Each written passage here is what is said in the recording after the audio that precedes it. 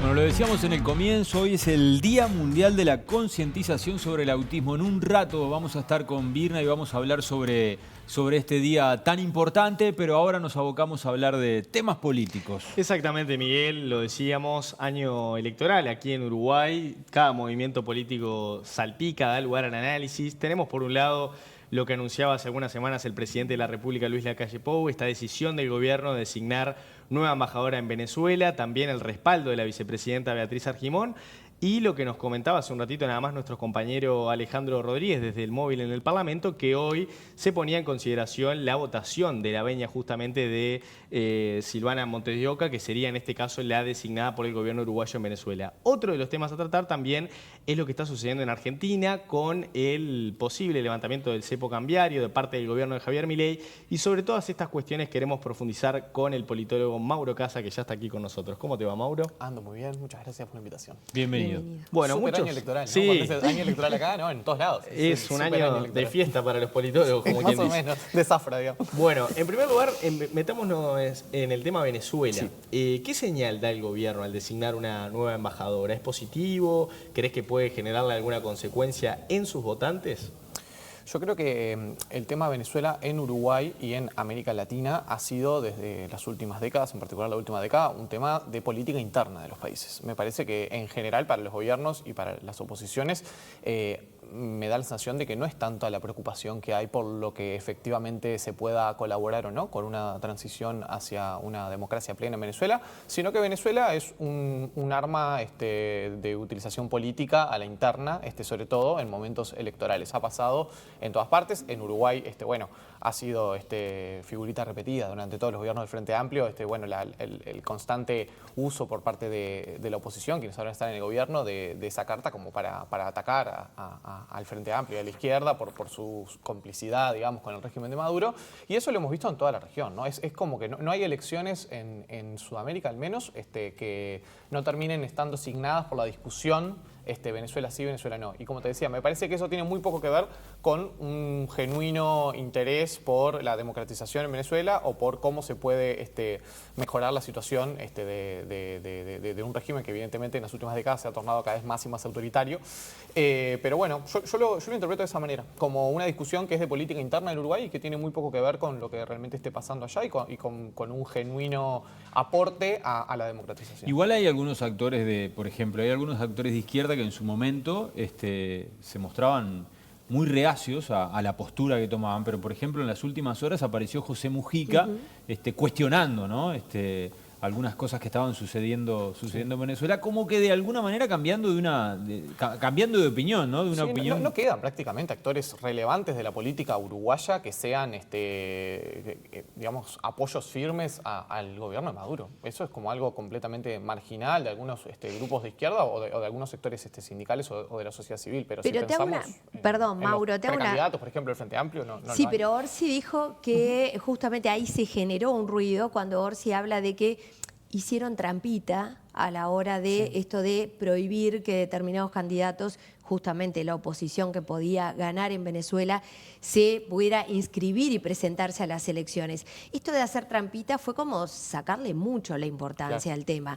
Y es Orsi, es uno de los candidatos que tiene muchas probabilidades de ser el presidente de la República. Y sale enseguida Mujica a repetir algo que en algún momento había dicho, pero ahora con bastante más contundencia, al punto que Maduro se molestó con él, con Lula, con un montón que lo venían apoyando. ¿Qué te parece que hay ahí en ese planteamiento que hace Orsi? A mí me parece que hay una expresión que uno la puede leer como poco feliz por la situación grave de violencia política que desde hace muchos años se vive en Venezuela. Bueno, a veces utilizar diminutivos no es lo mejor, pero me quedo con el fondo de lo que dijo Orsi más allá de esa palabra.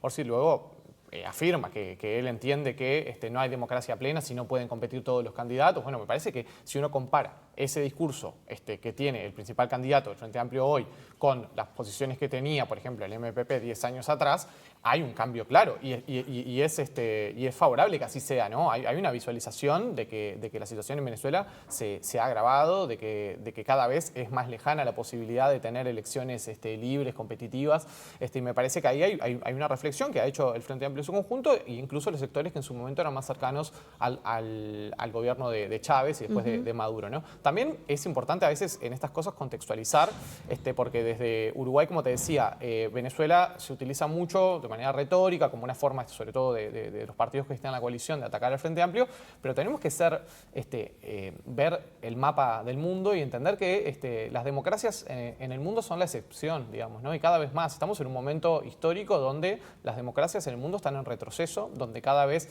menos personas en el planeta viven bajo sistemas democráticos, donde ha sucedido que países que habían logrado una transición a la democracia en lo que se llamó la tercera ola de la democracia en los años 80 y 90, con los cambios en América Latina y en los países de la ex Unión Soviética y del bloque socialista, todo ese cambio democrático de los 80 y los 90 está en entredicho hoy en día, ¿no? Está en recesión, las democracias en el mundo están en recesión.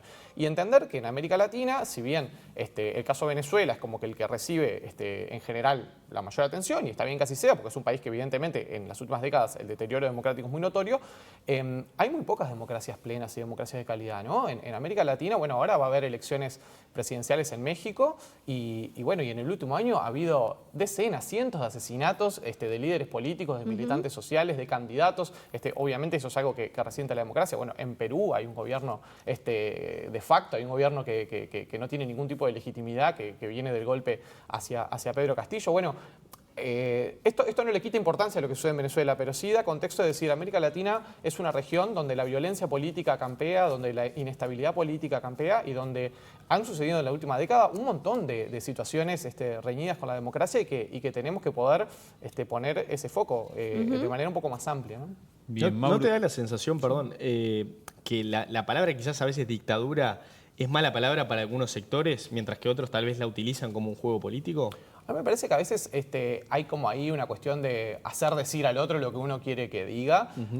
Yo qué sé, a mí como analista me parece que no sé cuánto esclarece decir Venezuela es una dictadura. Se puede decir, sí, es una dictadura. Es un gobierno autoritario. Pero como te digo, en la comparación de regímenes a nivel mundial, el mundo no se divide de manera blanco-negro entre democracias y dictaduras. De hecho, la enorme mayoría de los países viven en regímenes híbridos. Entonces no es una cuestión de ser tibio o de que uno dice, bueno, no, yo pienso que Venezuela es un régimen autoritario. Bueno, pero no es por decir, no querés decirle dictadura porque tenés negocios con Maduro. No, es porque hay que ser preciso con el uso de las palabras y porque, como te digo, a nivel mundial hay algunos países que viven en regímenes completamente totalitarios, que son pocos, por suerte, otros países que viven en democracias plenas, que son muy pocos, son un puñado de países en el mundo, por desgracia, y en el medio hay un montón de matices. Entonces, si queremos dar una discusión sobre cómo esos países que tienen, muchas veces son, como se dice, autocracias competitivas, a veces son países donde hay elecciones, pero no son elecciones libres ni transparentes, donde los gobiernos logran perpetuarse en el poder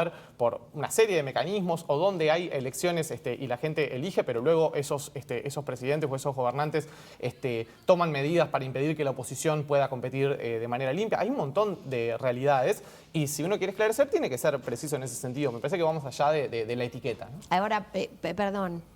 No, dale. Mauro, si vos decías que hay mucho de política interna, sí, medio como que ponerse en el espejo, de querer diferenciarse o demás. Pero también hay un fuerte componente de política internacional y comercial, o sea, de esta cosa de las relaciones internacionales. ¿Por qué? Porque ¿por qué no decimos nada sobre China? Y sin embargo negociamos, buscamos abrir mercado, nadie cuestionó, nadie hizo una carta.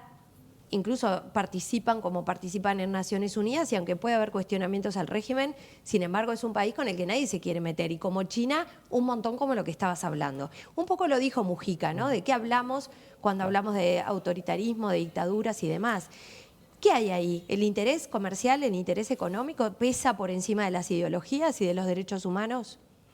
Recuerdo incluso al Partido Nacional felicitando al Partido Comunista de China en su aniversario, ¿no? Una cosa que uno dice, bueno, ni siquiera una cuestión diplomática entre gobiernos, sino directamente entre partidos políticos, ¿no? Recuerdo una declaración ahí del directorio del Partido Nacional, creo que fue el año pasado.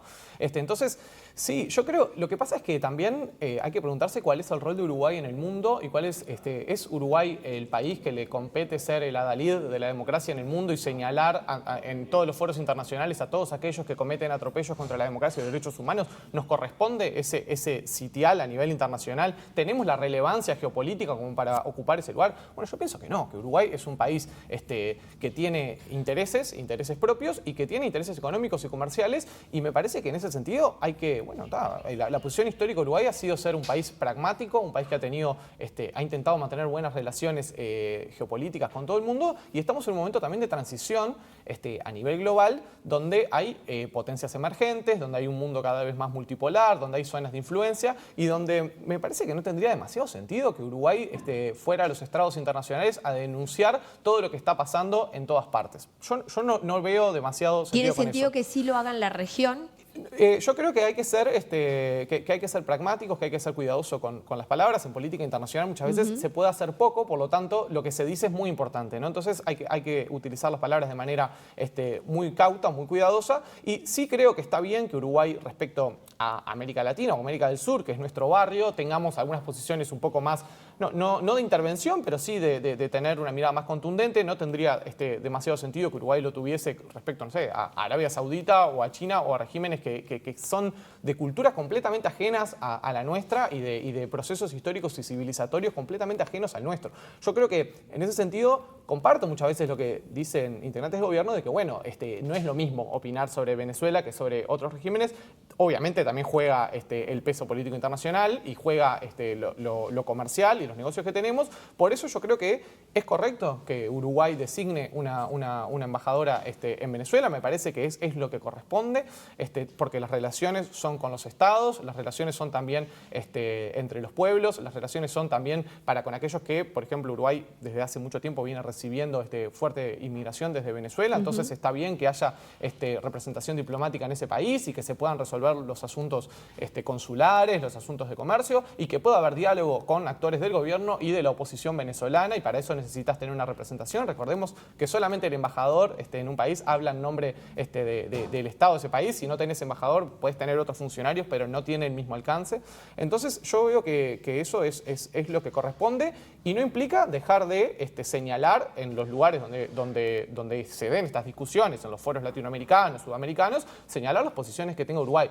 Ahora, sin tener me parece esa miopía de solamente señalar autoritarismo cuando viene de parte de gobiernos que tienen el signo contrario al presidente, ¿no?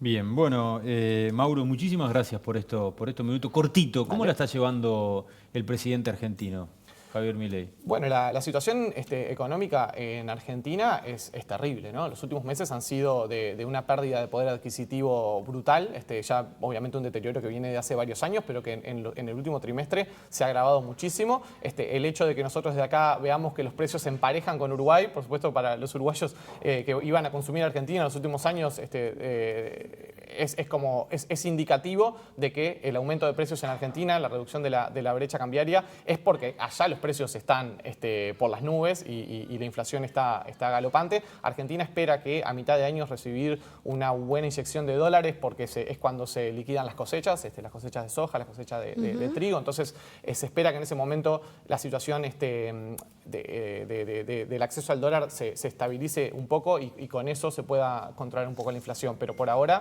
las señales son bastante espantosas, ¿no? Sobre todo para la enorme cantidad de personas que han caído bajo la línea de pobreza y de la pobreza extrema en Argentina, que es un problema que se ha agravado mucho. Pero ¿no es una buena señal para el gobierno de Milei que el dólar esté estabilizado desde hace varios meses ya en 1.000 pesos yo creo argentinos? que no necesariamente, porque el dólar está estable porque la gente no tiene pesos. Entonces, como el dólar está estable, porque la gente que tenía algún ahorro en dólares lo está quemando, lo está usando para consumo de la vida cotidiana, porque como los precios están tan caros, el dólar está estable porque el argentino que tenía o las empresas que tenían dólares las están teniendo que sacar debajo del colchón y llevarlas al mercado para comprar productos muchas veces de primera necesidad o insumos para la producción. Entonces, no necesariamente es una buena noticia. Si bien, obviamente para nosotros desde Uruguay, para los que quieren ir a consumir a Argentina a comprar, no es una buena noticia, pero para todos los negocios en la zona litoral, de frontera, bueno, un emparejamiento relativo de los precios, que no es total, ¿no? Uruguay sigue estando 90% más caro, Salto que Concordia, pero bueno, un emparejamiento relativo de precios obviamente alivia la situación de los Igual comerciantes. pueden entrar dólares ahora con la levantada del cepo cambiario. Pueden entrar dólares porque va a haber, como te decía, la liquidación agrícola, y eso va a llevar a una inyección de dólares. Pero bueno, sí, hay que ver si ese esa cantidad de dólares le alcanza al gobierno de Milei para poder levantar el cepo. Y bueno, y a partir de allí, si mejora la situación de las exportaciones de Uruguay a Argentina, que es algo que también se ha perjudicado mucho en el último año, sobre todo, que Argentina prácticamente no compra lo que compraba de Uruguay antes porque no tiene divisas, ¿no? Sí, 47 millones de dólares menos de las exportaciones de Uruguay a Argentina. Tengo acá el dato en el año 2023. Ojo, igual, un último apunte, que haya dólares no quiere decir también que automáticamente vayan a mejorar la balanza comercial de Uruguay hacia Argentina, porque si la situación argentina, más allá de que entre en dólares, está viviendo una tremenda recesión. Y si la economía está frenada, no hay crecimiento económico, no hay inversión, tampoco hay compra de insumos ni importación desde Uruguay. Entonces, siempre en los temas macroeconómicos nunca es una variable sola, ¿no? Hay que mirar como todo el tablero. Gracias, Mauro, por estos minutos.